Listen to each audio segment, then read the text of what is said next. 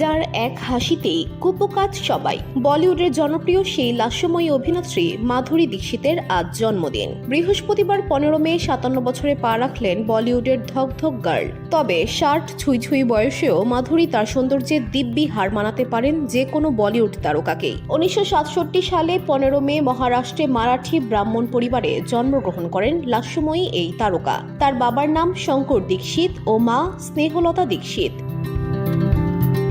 তাদের পরিবার মুম্বাই শহরের আদি বাসিন্দা। 1984 সালে নাট্যধর্মী সিনেমা অবোধের হাত ধরে বলিউডে অভিষেক হয় মাধুরীর। বাবা মায়ের একমাত্র সন্তান নন মাধুরী, তার 2 বোন ও ভাইও রয়েছে।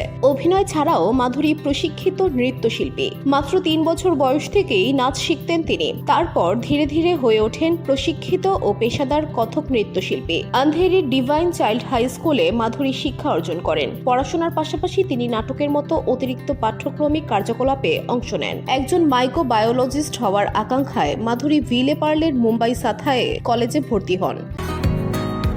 বসুন্ধরা, উত্তরা, বনশ্রী, কুড়িল ও বাড্ডা সহ রাজধানীর বিভিন্ন স্থানে অভিজাত ও অত্যাধুনিক মানের ফ্ল্যাট কেনার এক নির্ভরযোগ্য প্রতিষ্ঠান প্লেজেন্ট প্রপার্টিজ লিমিটেড।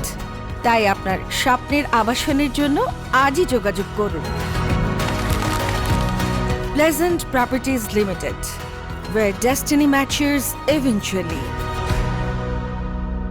সেখানে বিএসসিতে মাইক্রোবায়োলজি বিষয়ে অধ্যয়ন করেন। তবে কোর্স শুরু করার 6 মাস পরই মাধুরী পড়াশোনা বন্ধ করে চলচ্চিত্রে পূর্ণকালীন ক্যারিয়ার গড়ার সিদ্ধান্ত নেন। পড়াশোনার পাঠ চুকিয়ে সম্পূর্ণভাবে অভিনয়ে মনোনিবেশ করেন মাধুরী। এক সাক্ষাৎকারে অভিনেত্রী বলেন, দ্বাদশ শ্রেণীতে পড়ার সময় থেকেই তিনি ভাবছিলেন নতুন কি করা যেতে পারে। এরই মাঝে রাজশ্রী প্রোডাকশনের অবোধ সিনেমার জন্য নতুন মুখ খোঁজা হচ্ছিল, আর সেখানেই সুযোগটা পেয়ে যান তিনি। ব্যক্তিগত জীবনে মাধুরীর স্বামী শ্রীরাম নেনে পেশায় একজন চিকিৎসক। স্বামীর কর্মসূত্রে দীর্ঘদিন বিদেশে কাটিয়েছেন অভিনেত্রী। সেই সময় সম্পূর্ণ সংসারেই মনোনিবেশ করেছিলেন তিনি। দম্পতির 2 পুত্র সন্তান রয়েছে, তাদের নাম অরিন ও রায়ান।